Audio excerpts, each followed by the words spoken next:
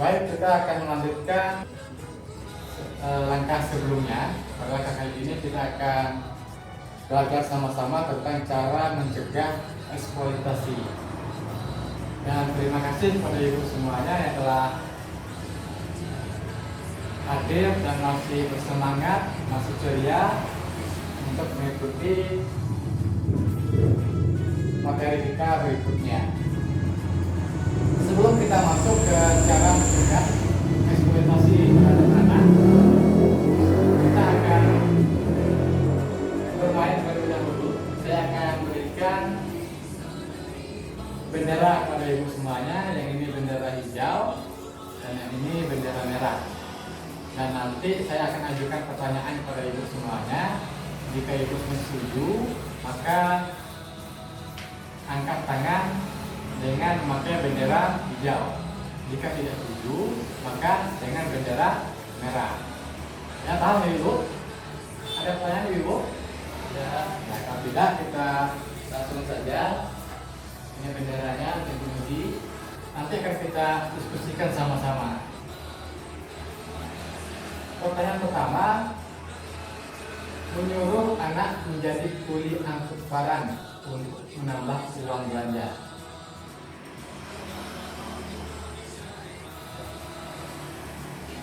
Ya. Pertanyaan kedua, menyuruh anak mengemis di jalanan. Ya, merah. Yang ketiga, menyuruh anak bekerja di tempat hiburan malam. Masih merah.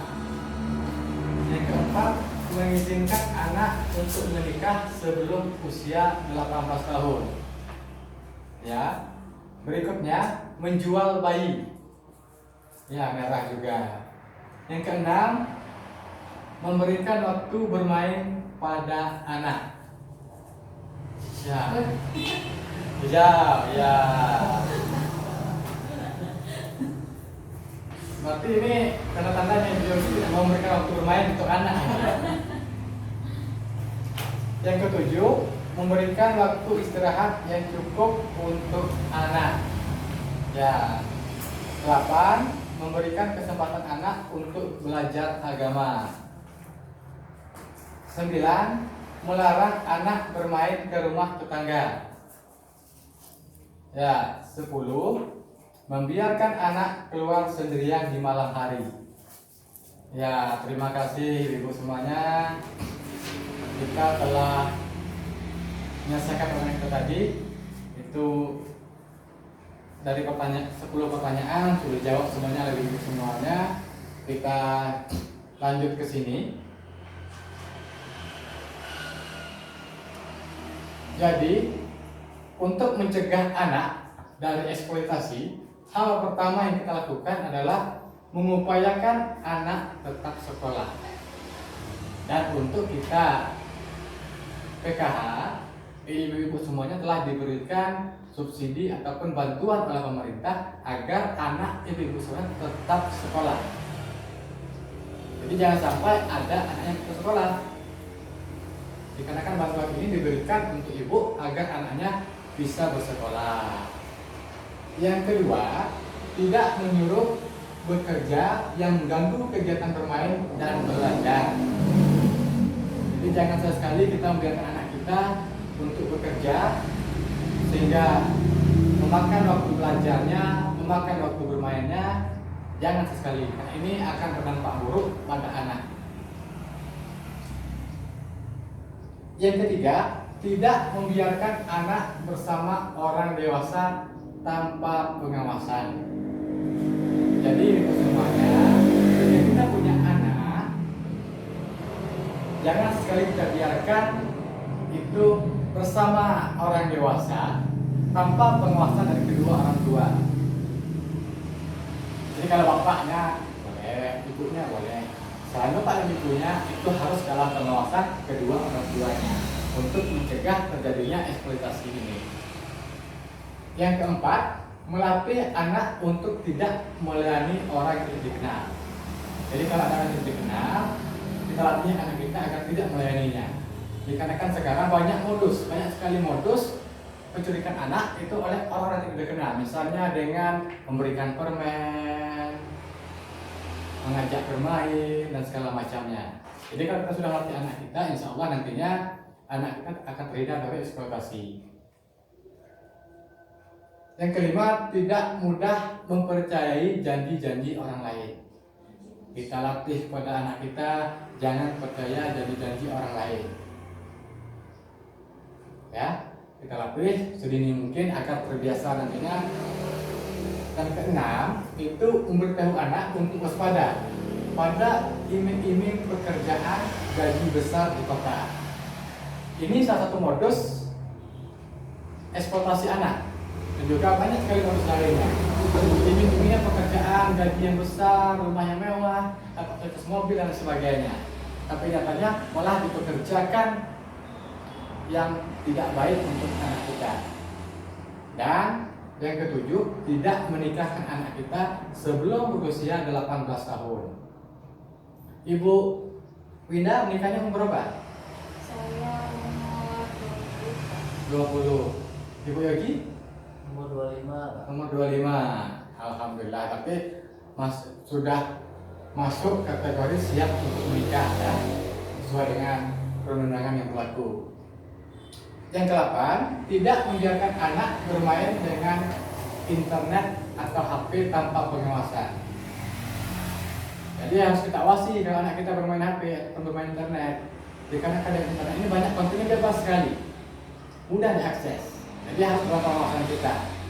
Jadi kita memberikan HP atau internet, mempermudah anak kita untuk mengakses internet itu untuk kepentingan pendidikan, mungkin untuk mencari bahan belajarnya, untuk mengerjakan PR-nya, itu boleh. Tapi untuk selain itu jangan kita berikan. Apa perlu kalau untuk anak SMP ke bawah, jangan sesekali kita ajarkan tentang bermain HP. Yang ke-9, itu menanyakan kepada anak tentang kegiatan yang dilakukan dan dialami. Jadi orang tua, kita selaku orang tua, anak pas pulang ke rumah sore hari, kita tanyakan kepadanya, dia dari mana, apa yang dilakukan. Ini untuk memperkaya kita tentang apa kegiatan sehari-hari anak kita. Dan membiasakan anak kita untuk berkata jujur, kata apa kita lakukan setiap harinya kita tanyakan. Yang ke-10, luangkan waktu untuk bercengkrama atau bercerita dengan anak. Yang ke-11, kenali guru dan guru sekolah atau guru ngaji mereka. Itu perlu kita kenali. Kenapa perlu kita minta nomor HP-nya? Kita tanyakan mungkin di mana alamatnya. Karena ini sesaat akan kita butuhkan. 12, kenali teman-teman mereka. Siapa saja teman mereka, baik di sekolah, atau tempat permainan, kita kenali mereka. Yang ke-13, kenali orang-orang di sekitar mereka. Ke-14, tidak menjaminkan anak untuk berhutang. Nah, ini jangan sesekali ibu-ibu semuanya. Kita mau minta hutang, tapi yang kita gadaikan anak kita. Ini sudah berlipat ganda dosanya. Dan juga sudah melanggar perundangan tentang perlindungan anak. Yang ke-15, tidak melakukan berbagai jenis kekerasan pada anak. Dan yang ke-16, itu membuat akte kelahiran untuk anak. Jadi ini 16 cara untuk mencegah eksploitasi terhadap anak.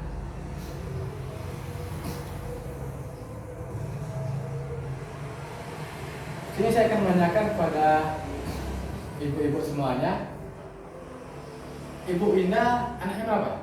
Anaknya 5. 5, banyak ya Bu? Alhamdulillah, banyak anak, banyak rezeki. Ibu Yogi? Siki, ibu benar. Gigi ya? Ya banyak anak rezeki. Saya 2 baru Pak. Baru 2, mau nambah? Iya, karena ngaku kalah sama Bu Wina Pak. Ya, apakah semua anak Ibu Winda sudah punya akte kelahiran? Apa? Sudah, alhamdulillah. Kalau Ibu Yogi? Sudah. Jadi kalau kita melahirkan anak atau punya anak, itu wajib kita buatkan akte kelahiran. Kalau sekarang sudah ada namanya kartu identitas anak atau KIA. Nanti bisa saya bantu urus. Kalau bagi yang belum punya KIA, nanti akan saya berikan persyaratannya, tinggal nanti sama-sama kita urus untuk pembuatan KIA anak-anak itu semuanya. Ada beberapa hal manfaat akte kelahiran. Yang pertama itu sebagai salah satu identitas sah anak. Yang kedua, mengetahui asal usul anak. Jadi jelas yang bapaknya, jelas yang ibunya. Kalau tidak punya akte nanti banyak yang ngaku, ini anak saya, ini anak saya. Yang ketiga, mendapatkan layanan kesehatan dan pendidikan bagi anak. Yang keempat, mencegahkan pernikahan anak sebelum usia 18 tahun atau pernikahan dini. Yang kelima, juga sebagai salah satu untuk memastikan mendapatkan hak waris. Jadi kalau sudah jelas siapa bapak ibunya, jadi untuk hak waris nantinya itu merupakan manfaat dari akte kelahiran. Dan yang keenam, sebagai dasar pembuatan dokumen lainnya seperti KTP, KK, SIM, paspor dan lain sebagainya. Dan masih banyak lagi manfaat akte kelahiran. Jadi membuat akte kelahiran itu sangatlah penting dan wajib kita buat untuk hal-hal kelas kita pelajari tadi. Jadi ibu semuanya, pada sesi ini yang namanya tidak memenuhi hak-hak anak itu namanya penelantaran anak. Itu tidak memenuhi hak-haknya, itu merupakan salah satu bentuk penelantaran anak. Dan selaku orang tua, kita juga harus mencegah yang namanya penelantaran terhadap anak.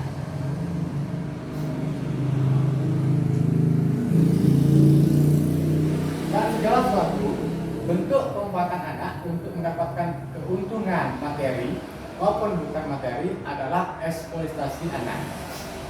Dan orang tua wajib untuk melakukan pencegahan terhadap eksploitasi. Seperti telah kita disampaikan dengan saya sebelumnya, eksploitasi adalah penyalahgunaan tenaga anak untuk kepentingan atau untuk mengambil keuntungan ekonomi ataupun sosial. Itu eksploitasi anak. Jadi dengan adanya kita belajar sama-sama tentang cara mencegah eksploitasi, mudah-mudahan kita semuanya secara dalam dengan Allah Subhanahu wa taala akan terhindar dari namanya eksploitasi. Ya, paham itu semuanya? Ada pertanyaan? Tidak? Pas? Jelas, Bu. Kalau jelas, masih semangat? Semangat. Semangat ya. Kalau masih semangat, coba kita tepuk semangat dulu. Tepuk semangat. Semangat. Semangat.